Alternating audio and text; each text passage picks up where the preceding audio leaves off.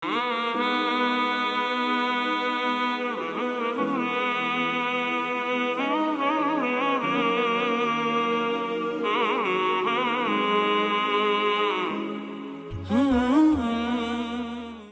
sebuah nasihat yang disampaikan oleh salah seorang ulama. Dia mengatakan, "Ya ibna Adam, innama anta ayyam, idza dhahaba yawmun dhahaba ba'duka." Wahai anak Adam, engkau itu hanyalah kumpulan hari-hari. Manusia itu hanya kumpulan hari-hari. Kalau satu hari pergi, ketika mentari tenggelam di ufuk barat, maka sebagian dari dirimu telah pergi. Tinggal menanti, di mana pada suatu saat hari-hari milik kita tinggal sedikit dari yang mungkin ribuan hari milik kita. Akan tersisa 1 minggu. Dari 1 minggu akan tersisa 2 hari, 1 hari, dan kemudian selesai. Maka bagaimana kita menjadikan hari-hari yang Allah berikan kepada kita ini menjadi hari-hari yang indah, menjadi hari-hari yang berbalut dengan rahmah.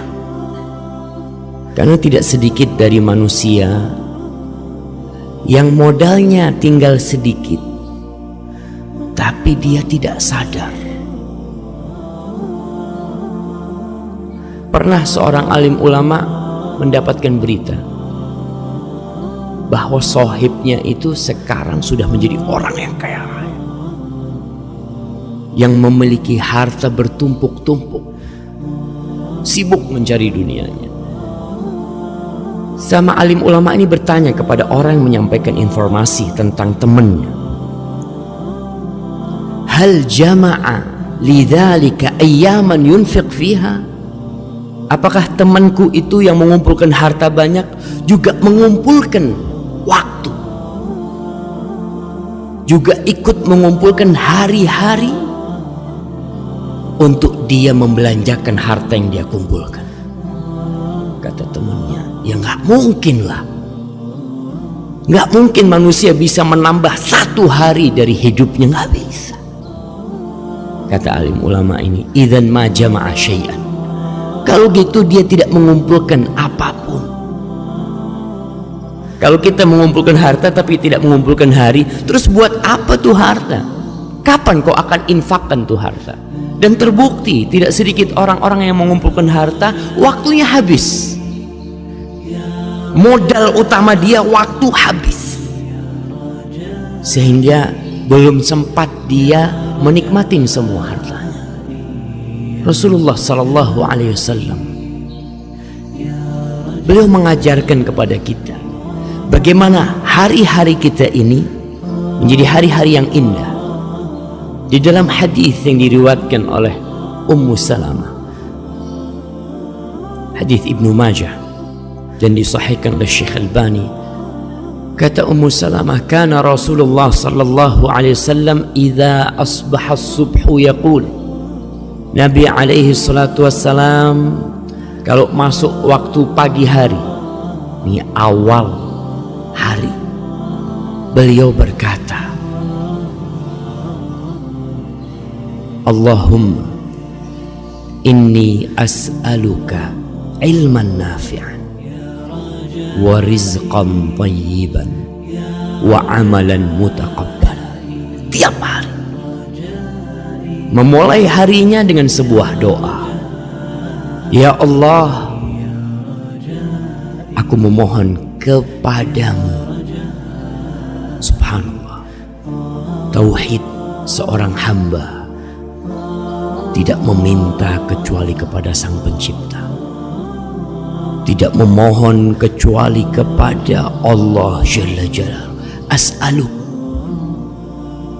Di sini kita juga diajarkan bahwa seorang muslim tidak perlu kagok, nggak perlu malu untuk memohon kepada Pencipta. Tidak perlu apa yang diucapkan dalam lisan kita, yang terbetik di hati pun Dia tahu. Tapi Allah memerintahkan kepada kita untuk minta. Allah berfirman, "Idza sa'alaka 'ibadi anni." Kalau hamba-hambaku bertanya kepadamu tentang aku, fa inni qarib, aku itu dekat, kata Allah. Allah berada di atas arsy-Nya sana, tapi Dia dekat dengan hambanya. Ujibu da'watad da'i idza da'ani, aku mengabulkan doa orang-orang yang minta. Kalau dia minta, maka kita diperintahkan untuk minta.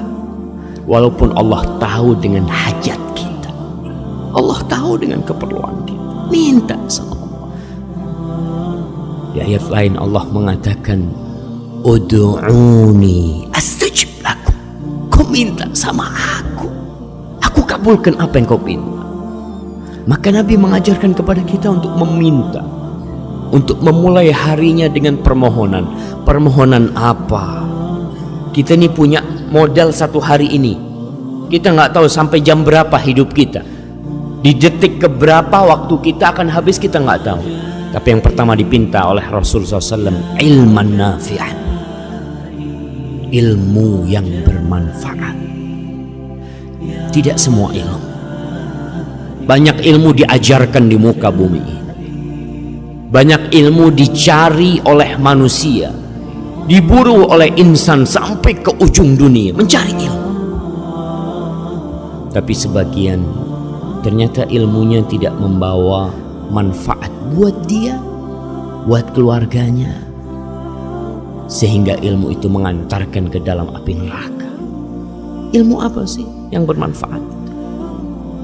Berbicara tentang kebutuhan manusia kepada ilmu, gak perlu kita meragukan. Kita lihat di negeri kita, SD, TK, sebelum TK PAUD, SD, SMP, SMA, banyak sekali. Itu pertanda manusia perhatian akan ilmu. Tiap hari belajar ilmu. Hari Ahad pun ketika libur orang tuanya ngomong, nak, Ahad bukan berarti kau nggak sekolah, kau tetap belajar. Karena kita butuh dengan ilmu. Tapi ternyata sebagian orang belajar SD, SMP, SMA, S1, S2, S3 sampai profesor, terakhir masuk penjara, korupsi. Subhanallah. Jadi inti belajar buat apa selama ini? Nggak bermanfaat ilmu yang kau gali selama ini. Sehingga kita lihat pemerintah kita mulai berpikir. Berpikir apa? Berpikir pendidikan berbasis karakter. Karena banyak ilmu yang diajarkan nggak bermanfaat. Anak SD dikasih pelajaran dari pagi sampai siang. Kita nih yang pernah sekolah SD, tanya ilmu apa yang bermanfaat waktu SD itu? Sebagian bermanfaat, tapi banyak yang hanya menghabiskan waktu kita tanpa manfaat. Nabi udah ngajarin, kau minta sama Allah ilman nafi'an, ilmu yang bermanfaat. Yang bermanfaat yang mana? Yang bermanfaat itu alladzi yurithul khasyah, yang membuat engkau takut kepada Allah.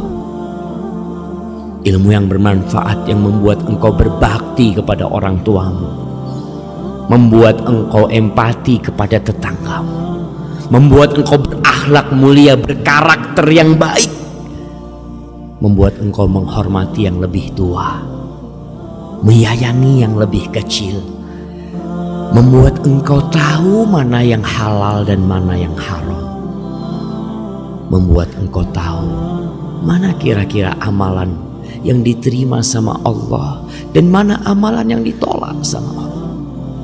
Ilmu nafi'.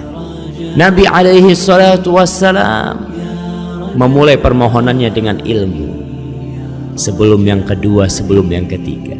Karena dengan ilmu kita memang bisa tahu mana yang dibenci sama Allah dan mana yang disukai oleh Allah. Tidak sedikit di antara kita yang berbuat dosa sampai tua. Ketika tua dia sadar, ya Allah, ternyata yang aku lakukan dosa selama ini.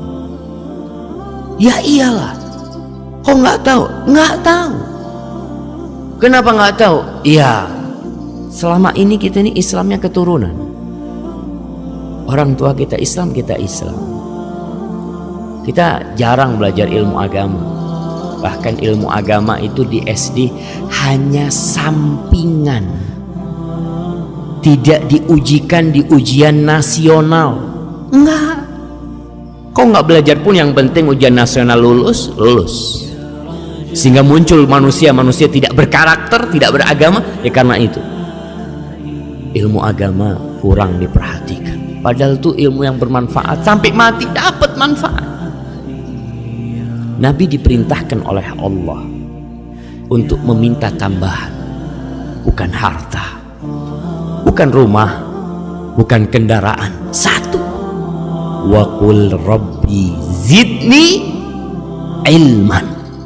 Katakan Muhammad, Rabbi, wahai Rabb yang menciptakan aku, yang menciptakan alam semesta ini, zidni, tambahkan buat aku ilman, ilmu.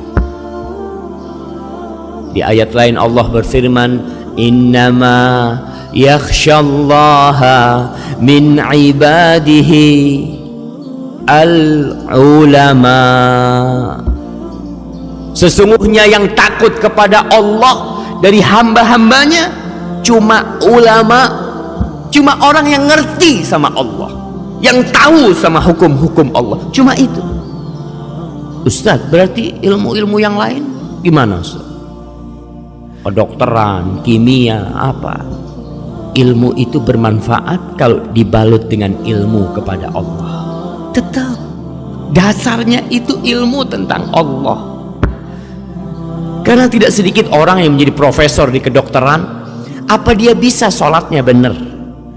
Karena dia belajar di kedokteran. Nggak bakal. Tetap dia harus belajar agama supaya dia tahu sholat yang benar itu gimana.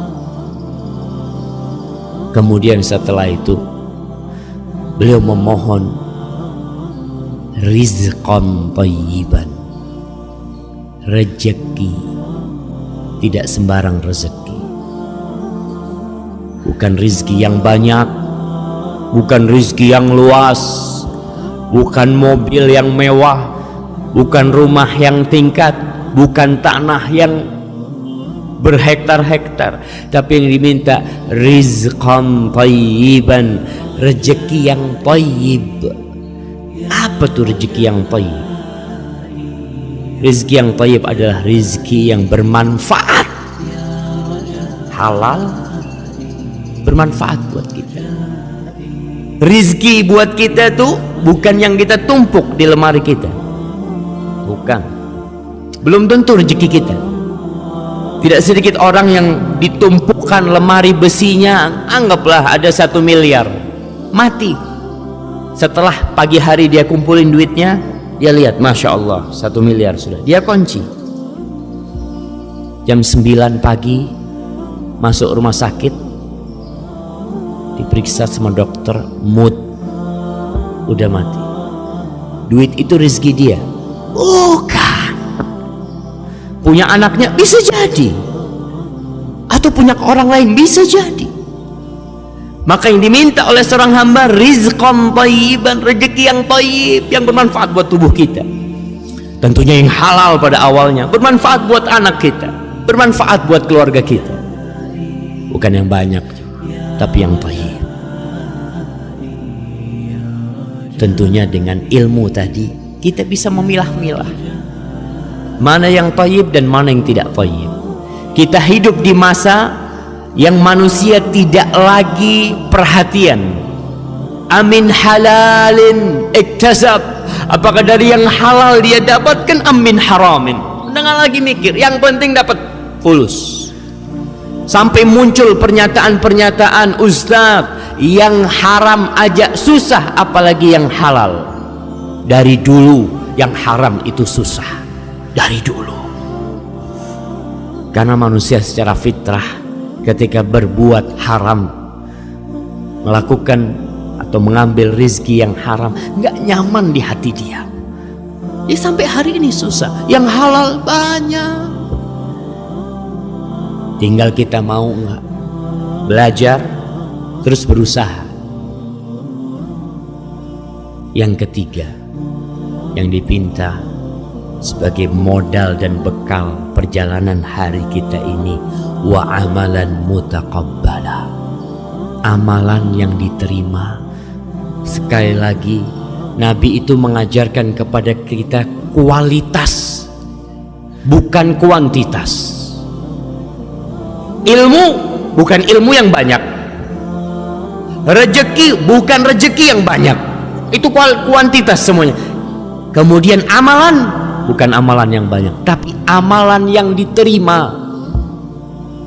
Dan itulah sebenarnya tujuan kita beramal, supaya diterima, bukan asal beramal.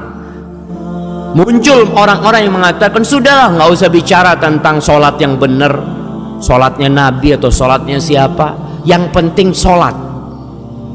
Wong banyak orang yang tidak sholat. Subhanallah.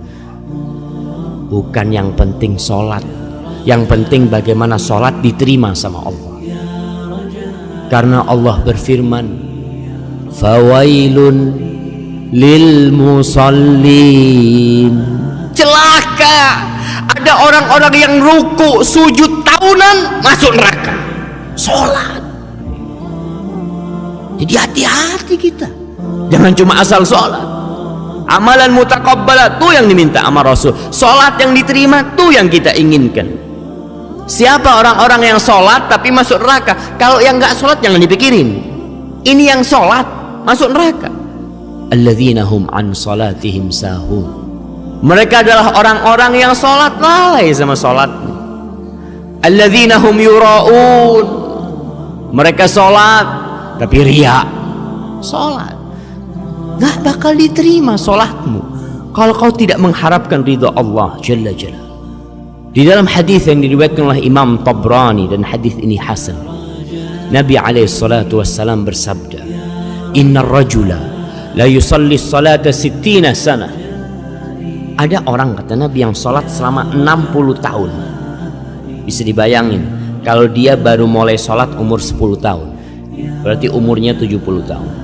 Sholat ruku sujud selama 60 tahun, walam tuqbal lahu shalah, satupun sholatnya tidak ada yang diterima, satupun sholat. Kenapa? Yutimmu ruku'ahu wala yutimmu sujudahu, yutimmu sujudahu wala yutimmu ruku'ahu. Sujudnya sempurna, rukuknya nggak sempurna. Rukuknya sempurna, sujudnya nggak sempurna. Ini yang namanya sholat asal-asalan, nggak diterima. Buat apa kau capek-capek? Nabi kita alaihissalatu wassalam pernah duduk di Masjid Nabawi. Tahu-tahu ada sahabat masuk sholat. Setelah sholat datang kepada Nabi, assalamualaikum ya Rasulullah. Apa kata Rasul sallallahu alaihi wasallam? Salli fa innaka lam tusalli. Kau sholat, nih sholat sunnah nih. Dia masuk ke masjid mungkin. Kau sholat, sebenarnya kau itu belum sholat. Loh, tadi rukuk sujud ngapain? Ternyata ada sholat yang tidak dicatat. Innaka lam tusalli, kau belum sholat. Akhirnya sholat lagi orang. Sholat. Dilihat sama Nabi. Selesai sholat, assalamualaikum. Datang lagi ke Rasulullah SAW. Apa kata Nabi alaihissalam? Salli fa innaka lam tusalli. Sholat, kau belum sholat. 2 kali. Akhirnya yang ketiga dia sholat. Assalamualaikum. Akhirnya dia datang lagi kepada Rasulullah SAW. Apa kata Rasulullah SAW? Salli fa innaka lam tusalli. Sampai 3 kali. Kau balik sholat, kau belum sholat. Wahai Rasulullah sallallahu alaihi wasallam, la uhsinu ghaira hadhih.